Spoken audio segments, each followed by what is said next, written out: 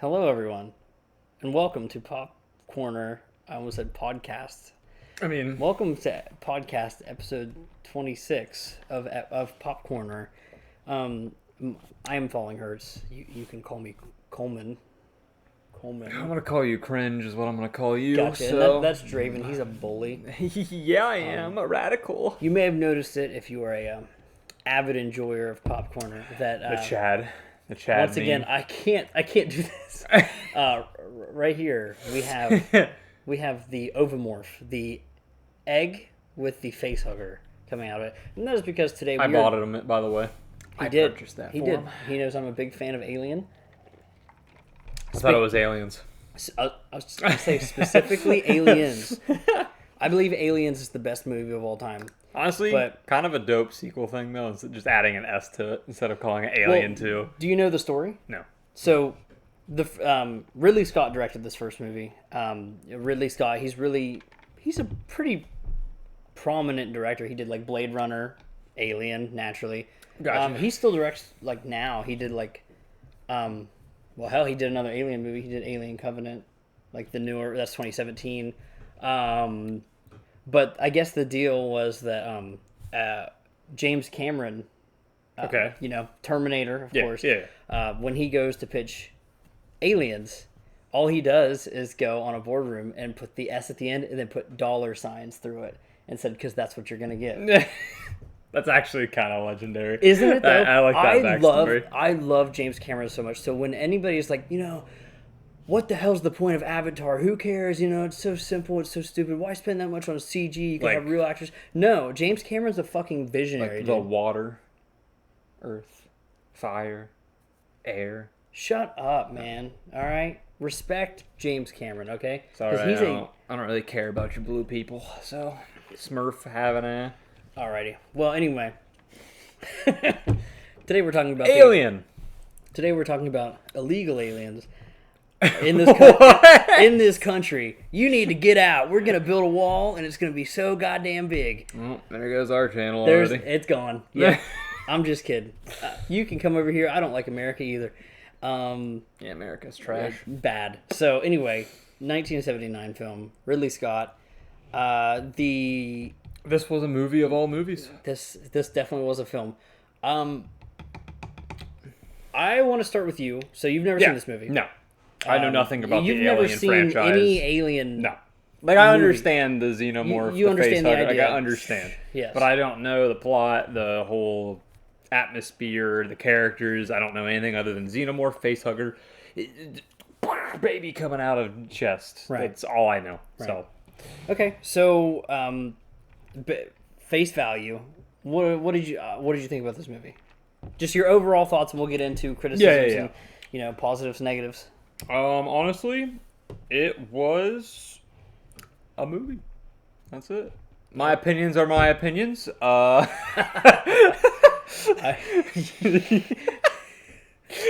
Watch the last episode, you'll understand. Real talk. Alien actually is not. I don't know. Going into it, I didn't know if I'd like it because a lot of the time sci-fi is hit or miss for me. Sometimes it gets a little too wacky or in on the tech side of things, and I don't really care for it. I felt like this did pretty well at the sci-fi part, to where like the only really sci-fi like things is the spaceship itself. It was very accessible. Yeah, I kept notes because I was like, this is one I want to get right when we do this podcast, and not to completely interrupt your thoughts, but like.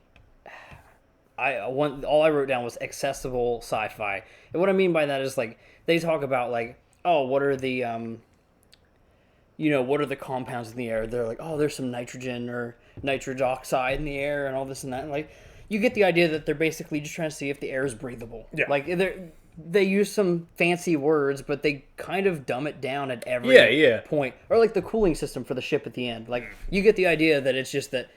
That's a big fucking engine, and if she doesn't keep the cooling system on, it's gonna blow. It's gonna blow up. Yeah, and that's just what happens. It's not anything super crazy in the sci-fi tech of things, and I like that. I feel like sometimes sci-fi goes a little overboard with the technology, where it just gets lost in translation for me. Right. And I'm just like, okay, whatever. I mean, I feel like Alien did really well at that, especially the atmosphere of the like corridors and the spaceship itself. I really like that, and I like that the setting is all in this section. I mean, obviously you have the part where the facehugger gets on the guy outside the ship. Right. But other than that, the rest of it is on the ship. Yeah. And that atmosphere is done really well, and I like that. That's probably my favorite part of this movie is the atmosphere itself. Yes. I think that the xenomorph itself in this movie was not what I wanted it to be. I thought it was lackluster as far as what I figured him and Ripley would be doing.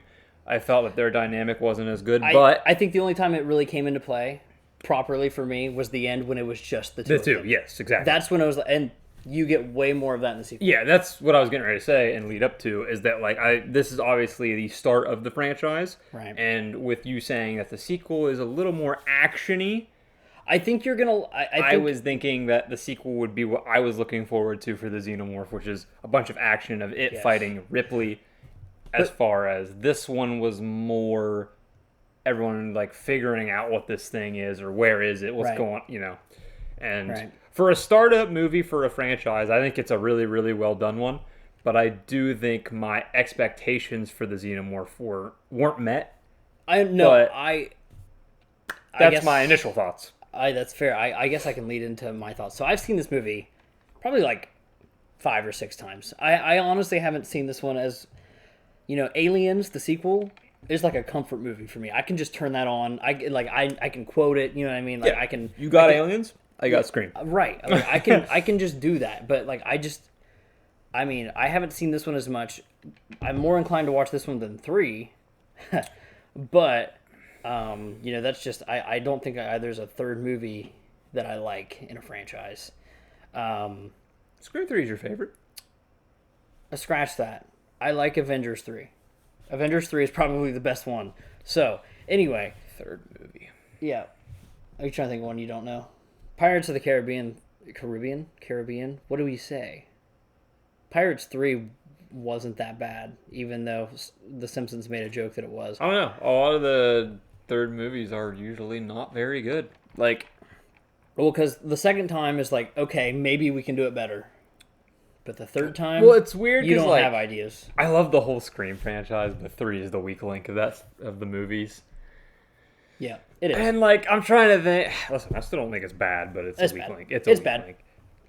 I don't know. I agree though. Third movies in the franchises are usually the weird. It's always the entering gap of okay, we've done the formula twice now. We need to change things up, and then they change it up in a weird way where it doesn't work. Mm-hmm. That's usually what the third ones always do. I do have stories about the third one and how the third one got made, which I'm really excited for that. But interestingly enough, it's kind of like the Snyder Cut. There's multiple cuts of that movie where, depending on what version you watch, is how good of a movie it is. That sounds kind of weird. But. Well, it's I don't want to. So I think it's called the Assembly Cut. Problem is, I've never seen it. I've only seen the bad version. But I don't think they can make it a good movie based off of the plot. Listen, man. Couldn't tell you. Okay, I know. we will get there one day. But that's not going to be anytime soon. I am interested in the sequel, but we're not going to do that until November. Yeah, so we'll do that around. We'll probably what we'll end up doing.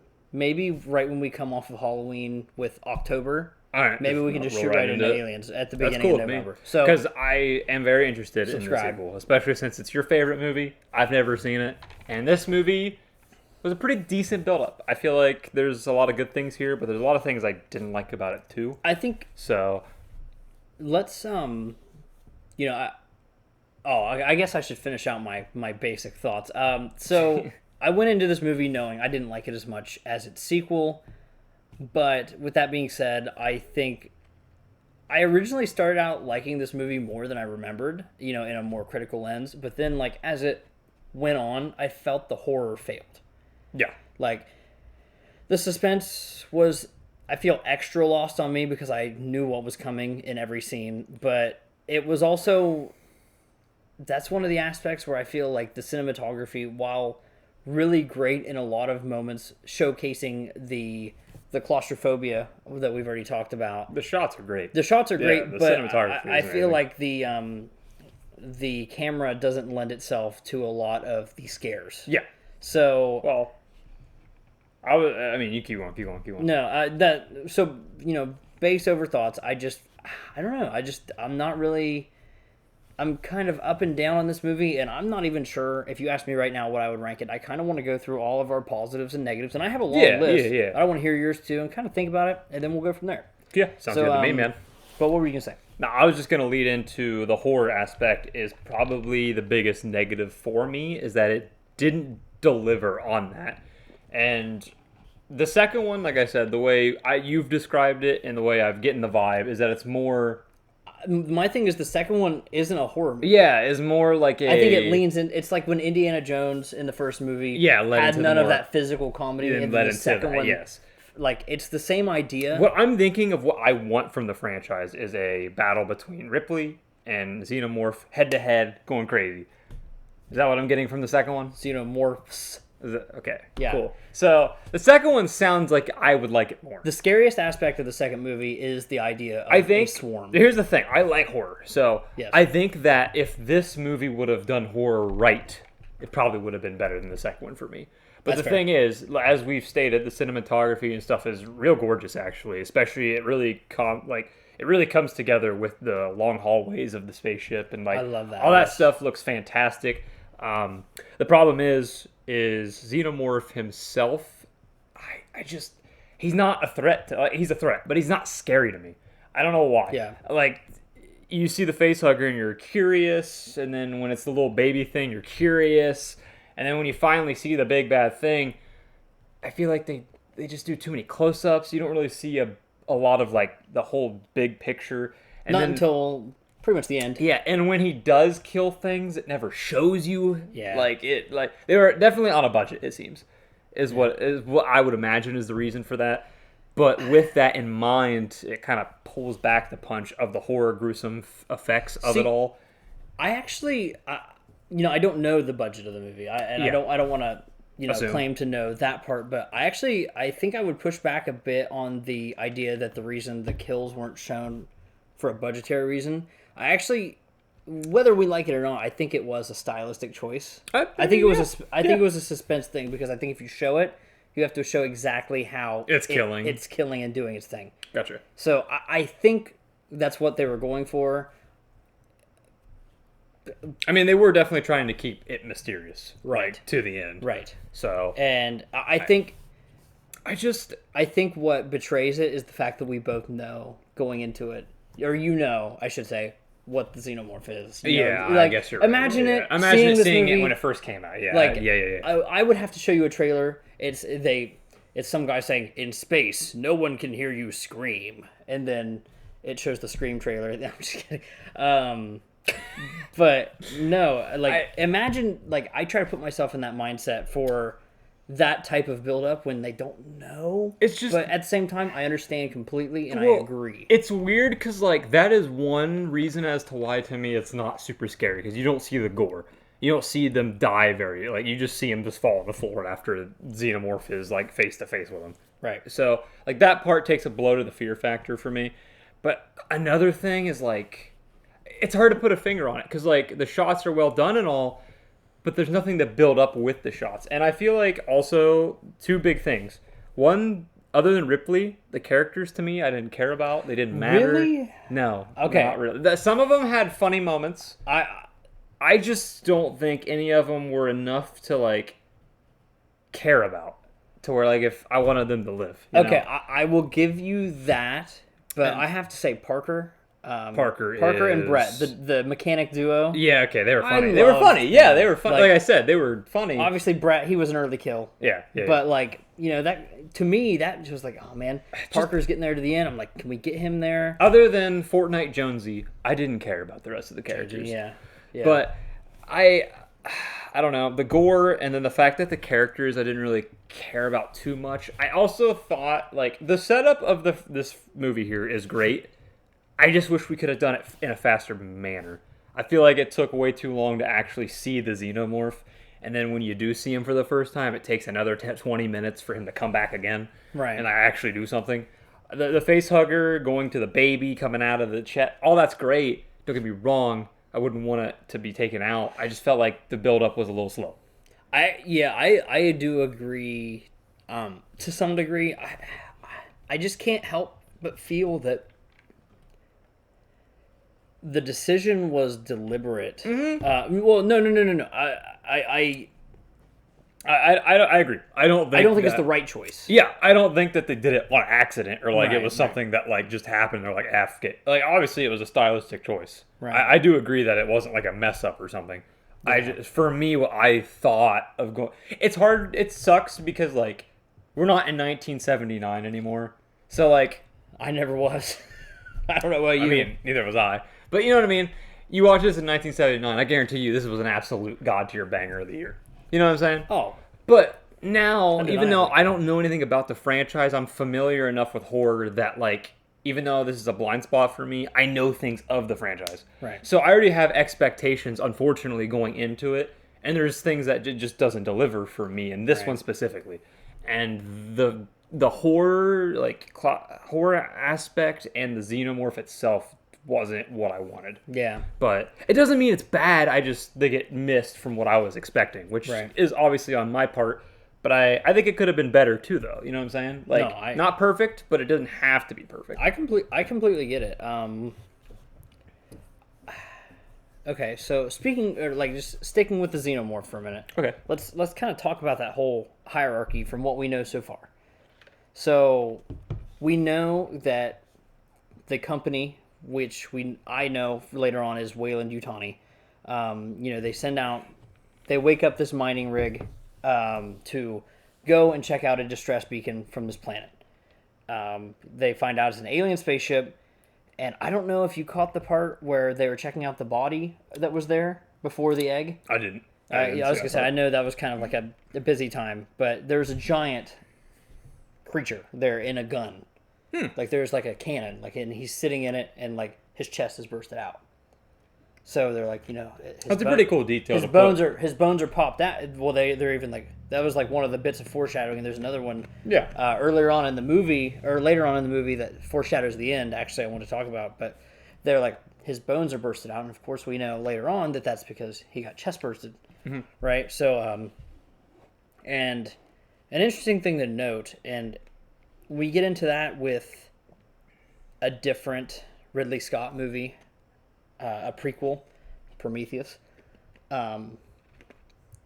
We get into the idea a little bit more that depending on what creature the xenomorph comes from is what the xenomorph looks like what it adapts to. Okay. It's actually like first established in Alien 3 because the xenomorph comes from something other than human. Okay. So I won't spoil, but anyway, we'll leave it at that. But we never see the xenomorph that came from this thing that supposedly probably took down this ship and made them send out the warning, right? Mm-hmm. But I would love to, like, I'm sure it's in some expanded. There's the comic book universe for Aliens is huge. Not for me though. Not for me. I would love to find the best ones. I can't be bothered by all this, like, what's canon, what's not, what's going to show up in the next movie. Is there going to be a reference to that? No. I mean, with this movie specifically, though, like, for being 1979 specifically, too, the xenomorph itself, cool design. Cool, slick design. Looks really dope. H.R. Giger, baby. Like, they did really good on that. Yes. And, I mean, again, it's a 1979 movie. I wasn't scared, but, like, if I was a kid, I mean, that design. The design, like, I see a xenomorph walk up to me on Halloween. Oh, as a kid, I'm out. I am later. I still want to get a xenomorph costume. I mean, I'm just not tall enough. did you get a statue? Kind of like a Life-size statue. thing, like how I have a life-size ghost face. What I should get is just like the tail and hang it. Yeah, just hang it through the and have it hanging in the background. That'd be cool. That would actually be kind of cool. I don't know. The xenomorph is definitely an iconic character, though, for a horror franchise, for the horror just genre. And honestly, even though I've only seen the first movie, I already like it better than Leatherface in his movies. So I would gladly take your franchise and put it in. That's what I'm like. I'm not saying like this is an amazing movie. I think this was a good base for a franchise. Listen, you got to look at how each movie starts. Oh my god, yeah. This movie starts very well. Like I said, I have my problems with it, but I think it's a really good movie, and especially if it sets up for better movies, like you're saying the sequel is. I mean, I'm all for it. I'm all ready to see what this universe, where the universe and stuff goes. We will go through the highs and the lows. There are, as of right now, there are Aliens, Alien 3, and then Alien Resurrection. Those are the original 4. Mm-hmm. Okay? Okay. And those span from 79 to, I think, the 90s, when Resurrection came out. And about the same as Scream. First 3, pretty close, and then the 4th one just a little while later. And then after that, Ridley Scott, I believe it was 2012, came out with Prometheus, which wasn't originally branded, but then eventually became branded as an Alien prequel, dealing kind of with the creation of the Xenomorph. Okay. And then the direct sequel to Prometheus, to tie it better in with Alien, was called Alien Covenant. So, still a prequel, but the continuation of Prometheus. Gotcha. And that came out in 2017. Wasn't received super well. I don't know if it was a box office thing or if it was like critics. I don't really remember. But as of right now, there is a new Alien movie shooting right now. Oh, cool. And I'm interested. It's not Alien 5, I don't think, but it's not connected to the Prometheus timeline either. So I think it's just like an alternate, like, Xenomorphs got on board with some other ship or something. Yeah. Probably sometime during the original 4 movies timeline. One thing I will clash on you so far, because I know of your opinions. Okay. With this movie, though not a bad character and still pretty decent, I do not like Ripley that much so far. I don't, but like, you know. I know you like, when we talk about final girl tier list, she's up there for you. So far for me, she's just mid. Right now, the only reason she deserves to be on the tier list is she survived. But I mean, the sequel could change it. But right now, for me, her character wasn't anything crazy. 2 things. One thing I will push back on that at least gets her to the middle of the list. Okay. The sequel is what's going to put her at number 1. I'm sorry. We'll see. We'll see. I almost want to watch it next just so I can put visuals to this. But I don't know. We'll talk about Aliens when we get there. But for this movie, I have a lot of pros and cons. I'm gonna consult the list. Gotcha. Okay. Well, for me, it's just, I don't know. I like Ripley, like from the get go. I already knew because of you and like other stuff that like Ripley was the girl, right? The final girl. She's the one that's gonna live. I already know that. So like for me, the whole time I'm looking at her, I'm like, all right, what's she gonna bring to the table? What's she gonna do? As I said earlier, nobody else gets a Fortnite skin. And like, I don't know. Like her character wasn't bad. Like you knew she was there. She took charge. But at the same time, she didn't do a whole lot other than run away. And then like, that's fair. Yeah, you know. No, I don't know. I mostly agree. But like, she keeps her cool for the most part. Yeah. I don't like. She determines herself as capable and well-knowing. Up until the very end, I wouldn't have even called her a final girl at all until the part where she actually has one-on-one and she takes care of it. Right? She gets out the flamethrower. Yes, that part's what makes me be like, okay, she's a final girl. She deserves to be on the list. But for me, she's not even top 5. I think one of the things about Ripley in this movie that I never really noticed before, very much for a character, how do I want to say this? Very by the numbers. Like she's a, what is she? A flight officer, Ellen Ripley. She's like, hey, we can't break quarantine. She's doing this. Yeah. Of course, she gets undermined by Ash, the cyborg. That was so random. That's one thing I had no idea. So you didn't? Okay, no. Yeah. No clue that dude was just. I knew that like he wasn't a good guy. Like they were giving him sus vibes the whole time. They give him sus. I mean, you can even watch him. Like if you like, I obviously knew, and I was actually making a point to notice this. Is like every time he does something sus, and like of course if it starts with him like opening quarantine, and then there's him basically hiding the fact that he's talking to the computer the whole time. Yeah. Well, my thing is like my thing was like okay. He's working for the company more in depth to where like he knows that like no one else matters. I figured that he was working with the company more to where his whole plan was just, I'm a scientist. I want to get this stuff going on, figure out what this thing is, and get it back to the company. Right. I figured that was his ordeal. I didn't think he was just going to be some robot programmed to just be like, F everything else, get this thing back. You know what I mean? I didn't expect that. So that was probably the big twist of the movie. It was for me. It was for me. Yeah. I mean, which I think I have to give credit to a twist that, like, you know, you see it coming that he's a bad guy. Yeah. But you didn't see it coming that he's a goddamn robot. Well, it's weird because, like, here's the thing I will say is really good about this movie. And, like, you've talked about it. But, like, okay, so the end goal is, like, oh, Xenomorph is on the ship killing things, whatever. It's the bad guy. But not really. The bad guy is the company. Right. So, like, the Purina logo company. Yeah. Which, that's not the same for the sequel. Actually, it could be a different company. You know, Weyland-Yutani, that's the big one in the next one. Mm-hmm. But this I guess, one they just call the company. Yeah, they really just refer to it as the company. I guess hypothetically it could be a different company. We don't know. But I'm just under the assumption it's just an unrefined version of Weyland-Yutani. I don't know. There was a lot of undertones on that. Not really undertones. It was kind of in your face a lot of the times too. But there was a lot of stuff in there to be like, hey, big bad corporations, they don't care for you. They want to make the alien weapon. Yeah, and they even say it like, oh, we're just replaceable. Crew expendable, yes. Yeah, like, who cares? Yes. So, like, I dig that a lot, especially since that was just a side plot that doesn't really, like it's in the plot, it's in the story, but it doesn't have any effect on their situation at the time where they're fighting this alien thing, right? So, I don't know. I thought it was a good sideline story, and then just the twist of the robot out of nowhere was weird to me. Yep. I loved it, but it was out of left field for me because I'm like, okay, we got this alien xenomorph, we got the company being a bad thing, and like, that is a staple. Of the android. universe. The android is a franchise, or is a staple of the franchise. Cool. That is something that's pretty relevant. You know, and honestly, like, I don't know how to exactly say this, but like, you obviously know there's synthetics within the universe because you played some of Alien Isolation. Yeah. But you didn't know that they could be lifelike. So, and I was wondering, I was like, I don't know how this is going to go for you. So, I thought that was really interesting.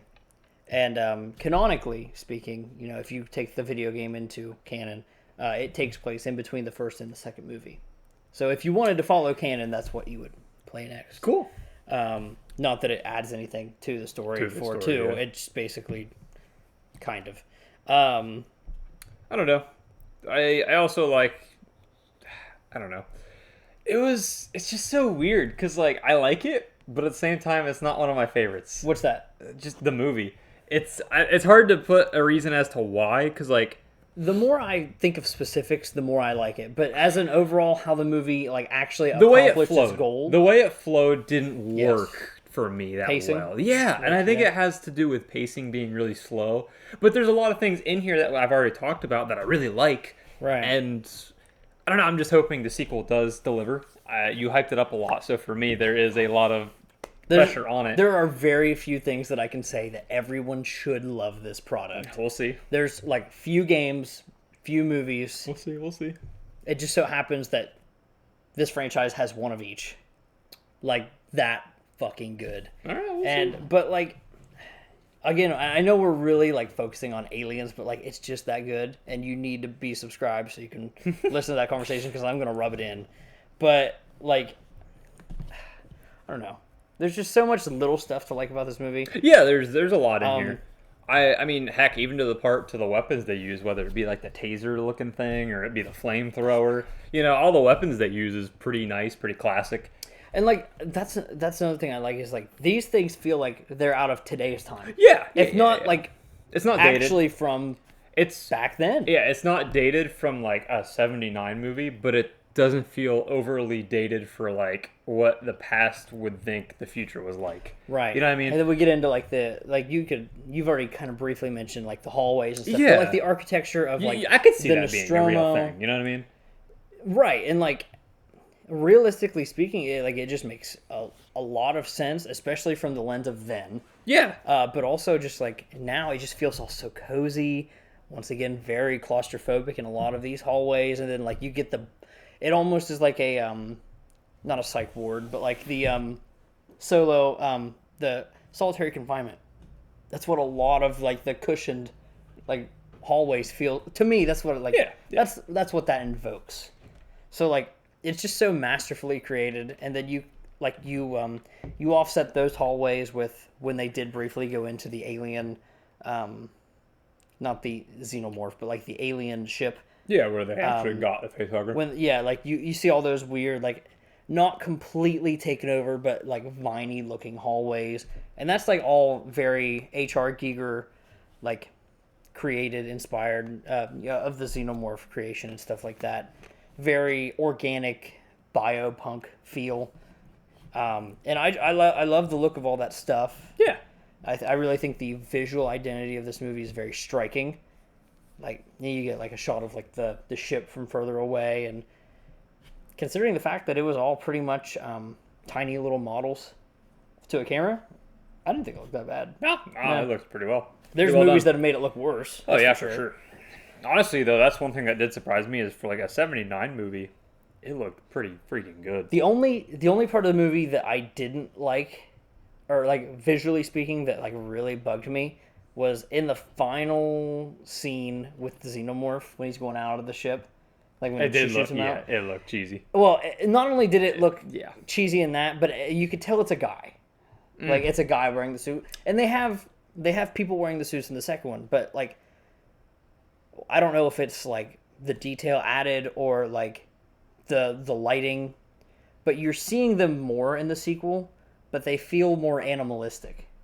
Like they're able to run on all fours through vents, and you're seeing that. Yeah, that's something I wish I would have seen in this movie. Right. There wasn't, because like when they showed them, it was always close-ups and most of the time, and like you never got the full picture of the the xenomorph. I mean, basically is a guy. But you never really like. I don't know. When I play, the only thing I've had any experience with this franchise prior is Alien Isolation, and he's always crawling through vents, coming out of the vents, being like, being this super giant animalistic xenomorph. This movie doesn't really do that. Right. That's the biggest thing I felt was missed with the xenomorph in this movie. That's fair. But again, with a starting off movie and just introducing the character, because the xenomorph itself wasn't really the biggest focus of this movie. It was more building up to it and then just trying to get off the ship. It wasn't really about fighting it. So him with just being in there and being a presence was all it really was for. But I don't know. I think that would have worked better if there was more of an emphasis on the worker versus company commentary. Like it was, don't get me wrong, I think every aspect of this movie was serviceable, but I feel like both of them felt not fully realized in the sense of laying to the wayside for the other. Yeah. While they're both, it's like when you, how do I want to say this? When you're at an intersection and you're like waving the other guy to go, and then the other guy's like waving you to go, and you don't know who wants to go. That's what both of the aspects of this movie did to me, and then neither went. You know what I mean? Yeah. So, does that make sense? Yeah, for sure. Like they were both there. They were both interesting in their own rights, but they were never like fully focused on like one or the other. And with that being said, none of them actually fully completed their arc or story, in my opinion. I think the second movie, I know, I'm so sorry, rectifies the company aspect of this movie as well. Like I said, horror, I don't really think that's what it goes for. But the company aspect, I think the first 20 minutes of that second movie, it's going to do a lot. That's a shame. I mean, I'm excited for it, but that's a shame because I felt like the horror aspect of this franchise could have been big. I felt like if we would have focused on the horror aspect of a giant alien going through the vents and you not knowing where it's at, it having like heat signature on it where it can see you and stuff. I don't know. I felt like that type of stuff could have been used in a horror way, but I am also down to clown for some action-y Ripley versus there is Alien. Some aspects of the sequel I think are way more tense. Okay. But it's mostly from the lens that I just think James Cameron has a better idea of what that means as a filmmaker. I don't know. This movie for me didn't have that much tension. It didn't. Maybe just because it's an older movie. Maybe it's just. I think it is. I think it's just lost. Like when I say I felt the age, that's what I felt. We've watched so many different old movies, and like none of them ever felt tense. we go and watch something. We need a new high. We watched something like Evil Dead Rise. Like that had me on the edge of my seat. Yeah. Scream 6. There were certain things that had me on the edge of my seat.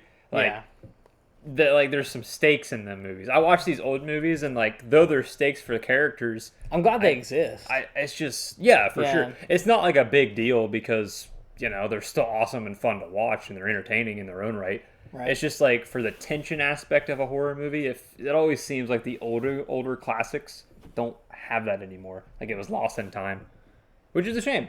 But at the end of the day, it's still a great movie. That's all that matters. Yeah. I don't know.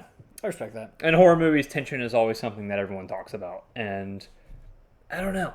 I mean, maybe some people have nostalgia for these type of movies and they still feel the tension. For me, this movie didn't have much in it. Yeah. No, I completely... I get it. One thing, just before we continue to move on, that I did want to talk about, as far as the ship, the setting, all the world building, all that stuff. Mm-hmm. One thing I really enjoyed, actually, when the acid scene, when they try to cut the facehugger, and then the acid spills through the floor. Oh yeah. Yeah, and then they're going from floor to floor, looking at it, going down. Really cool scene. But what I liked about that is they're going from floor to floor. These are all...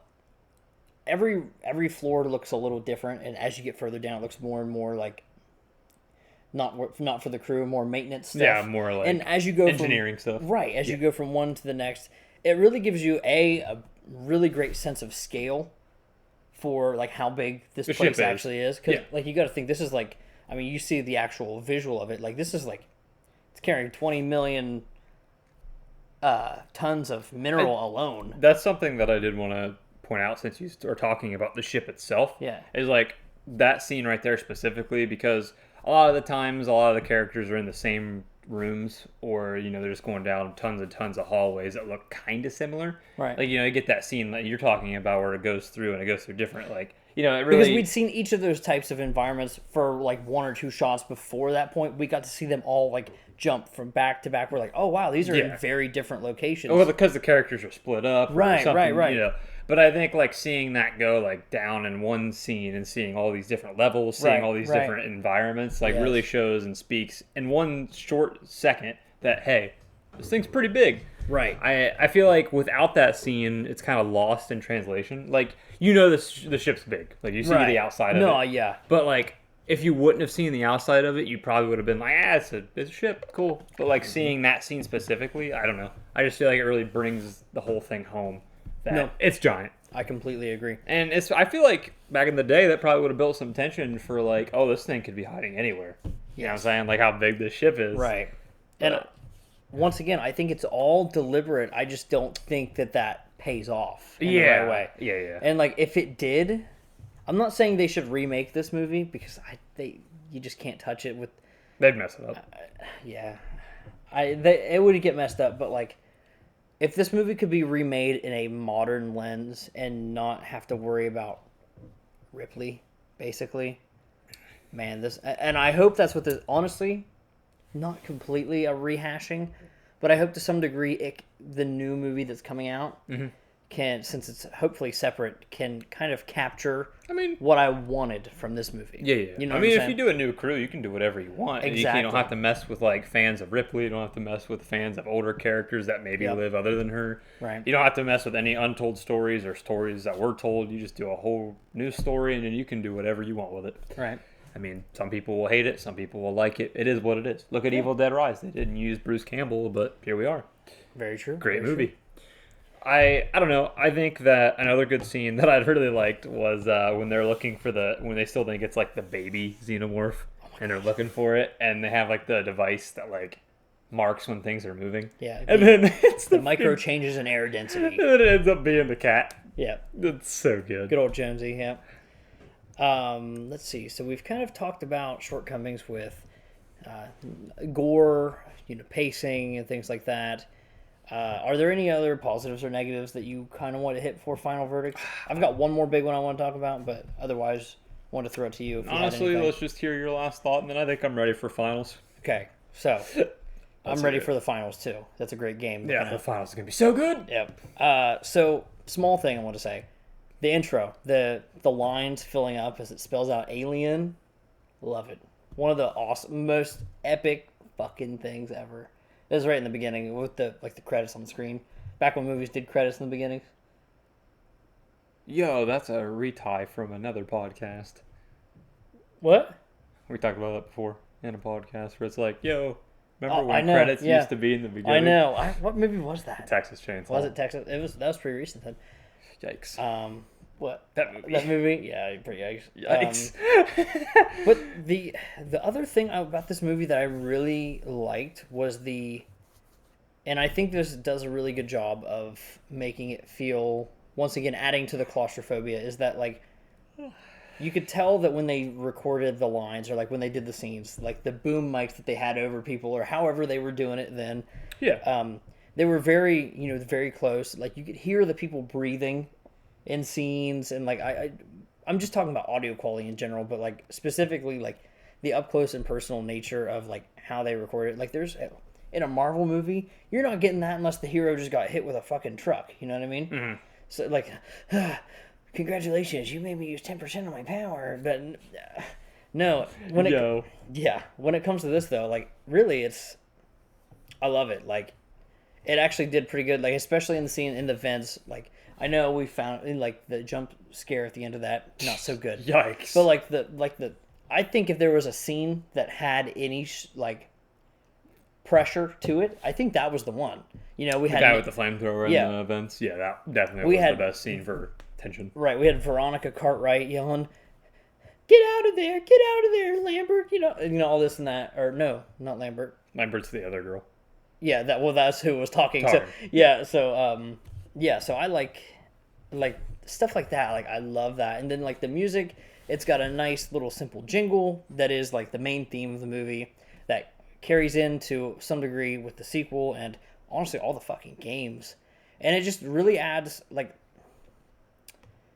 this movie, I don't think it added the tension for, like, the score, the music of it. No. But I think the wonder and the questioning of, like, space, I think that's the vibe it gives off. Yeah. Which I think works really well in the beginning when it's like, what's going on here and what's this?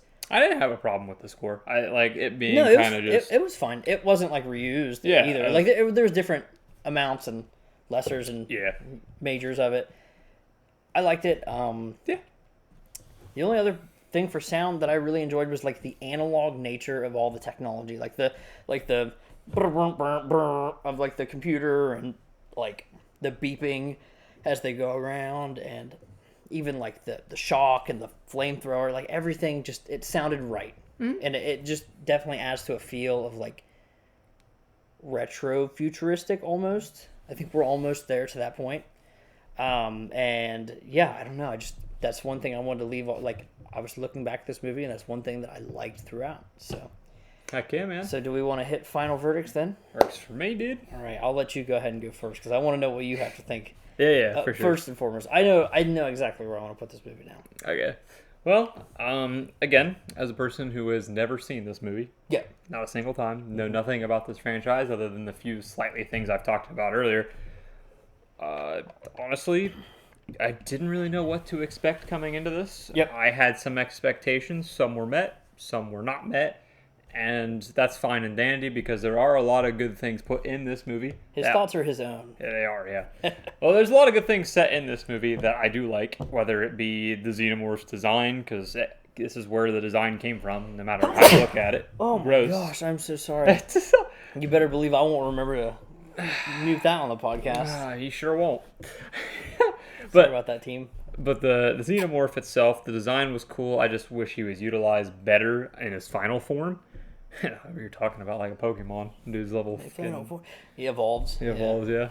Facehugger was cool. All the stages were awesome, and I think that Ripley turned out to be an okay character in the end. It just took a while for her to be built up to a character that I would call a final girl. I think the end was the only section I was like, okay, I see it. Before that, I didn't care about her character really. Obviously she was like the most like there in the headspace and most capable of living the situations. And good old Ash over here this is obviously before he loses his hand from some like demons in a shack. Sorry, Tom Skerritt. He's a robot. I thought that twist was crazy. I did not expect that in the slightest. Had the freaking milk. Like, I knew he was a bad guy, but a robot? Good twist. Good on you. And then the whole company vibe, I like that story being a thing because even to this day, it's still a thing. Big companies do not care about us. It is what it is, unfortunately. There's a lot of good things here, man. I'm excited to see what the second one's all about. Me too. Me too. Honestly, this one is a lot better than I thought it would be. I think this definitely deserves to be considered a horror classic, and I understand where all the hype comes from. Ooh. I will say that this movie could have been completely avoided, though, when the doctor was saying he was going to play his instruments. And he didn't come out with a saxophone. He just, if he would have came out and just played some good old saxophone instruments going on, Facehugger would have fell off right then and there and died. But he should have played listen, Talk Dirty to Me by all I'm saying Jason Derulo. Is he couldn't do it because he was secretly working for the company. So, see? He's a company man. He told everyone how to get rid of it. He did. Instrument, but no one listened. Yep. All I'm saying. Now, there's a lot of good things here, man. I think that this movie is a solid 7 Rooney. I don't think it did anything exceptionally well, but I don't think it was a bad movie. There's a lot of good set pieces here that I could see turn into a really banger movie for a sequel. Yeah. But a movie on its own, if it was a little bit more set up better with the pacing, I think it could have been an 8 or a 9 maybe, because it not going super crazy into the sci-fi is a real good thing for me. I don't want any wacky jetpacks everywhere and unless we're going into action with it. But this one was more towards the horror side of it, and though the tension wasn't there, I appreciate that it was trying to take a slow horror approach for the introduction of the xenomorph. So, because in the second one, it's Ripley again, right? Yes. So she knows the threat, so it makes sense that it wouldn't be really super, super unknown and scary to her. Mm-hmm. So it would make sense for her to just kick down doors, being like, yo, I'm here to kick ass and chew bubble gum, but I'm all out of gum. All out of bubble gum. But 7. I think good movie. I'm interested to see the sequel. Out of all the old movies that we've watched from the 70s, like Evil Dead and maybe even 60s, Texas Chainsaw, the first one, like all those classic horror movies, this one is better than the original Evil Dead and the original Texas Chainsaw, in my opinion. That's where I'm at. I think it's a 7. It's not one of my favorite horror movies, don't get me wrong, but it's not terrible. I agree. That's where I'm at. I'm at a 7 as well. Really? Completely. Nice. I think that this movie, I think ultimately it's a horror movie. Yeah. And the horror movie doesn't work. Or in the horror aspects don't work. But I think that there is legitimately a lot of amazing parts that we've went over throughout the whole course of this. And like that you've just talked about. I think that the world building is the number one thing for me. And that's why I keep getting drawn to this universe. Atmosphere is great. Yeah, the atmosphere, the world, and the other thing that like I just can't get enough of is the xenomorph and like the different hierarchy of different types that is ever evolving and all of these different things that I can't wait to get into with the sequel. The ultimate life form. Dude thinks he thinks he's Shadow the Hedgehog or something. Bro, all right. Shadow the Hedgehog gets chest bursted by a xenomorph. Anyway, yeah. So I think it's a 7. I don't feel the need to waste too much time on my final verdict. I really like the world is what really interests me in this movie. And then that creature design is just bar none one of the best for a horror franchise. Honestly, wait, what'd you say? What? No, what'd you just say? I wasn't even paying attention. I was thinking of my next thought. Absolutely outstanding podcasting. Sorry, I was. No, you're cool. I was like next thought. I was just giving you a hard time. No, I really think it's like one of the best designed horror creatures. Gotcha. I think the world is great. And then one thing I haven't said yet, Ellen Ripley. I know she isn't A1 yet, but I think the best thing about this is that going into this movie, you're not supposed to know that she is the final. Yeah, it is the final. I mean, that's every horror movie, though. Yeah, but I feel like this movie does a better job than a lot of you not knowing exactly what's going to happen at the end. I will agree that it didn't, like, in a first time watch, this movie doesn't make you think that she's the main character. Right. But at the same... I would say in the second half you can start to deduce, okay, this is the competent one. But with that in mind, I feel like there's a negative there too, because that's what makes her not as interesting to me, is that she wasn't a big focus until the very, very end of the movie. So I respect it. I understand where, like, you're coming from, and I do agree. It didn't really make it, like, obvious that she's going to be the main character. Right. So, you know, you watch some horror movies right from the get-go, you're like, all right, she's going to live. Yep. Like, it didn't do that, but, again, that's where I come in, where I'm like, okay, that's kind of a negative in that aspect, though, in my opinion. But, listen, hey, I'll watch the second one. I'm sure she'll come up in the ranking, but my girl Sydney, you're always my bae. I understand. Have a good one, and bye. For the sake of thumbnails, I'm gonna do a thank you. Have a wonderful day.